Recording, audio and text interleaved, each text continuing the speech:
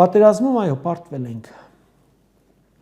չկա երկիր, որ պարտված չլինի, բայց որն է ձեր նման կորցրել դեմքը, որն է ուրացել իր կորուստը, ով է ձեր ճակատին զենք դրել ու ասում մոռացիր Շուշին, Ալիևն է պատվիրել, նա է պահանջել, որ հիշեք միայն իր հաղթանակը, իսկ մեր հաղթանակների մասին մոռանաք, դուք էլ պետության էլիտա եք կոչվում, ղեկավար եք կոչվում, այսքան անողնաշար, ասենք չխոսեցիք Շուշի ազատագրման տոնի մասին, ինչ մոռացության եք տալիս, հույս չունենաք,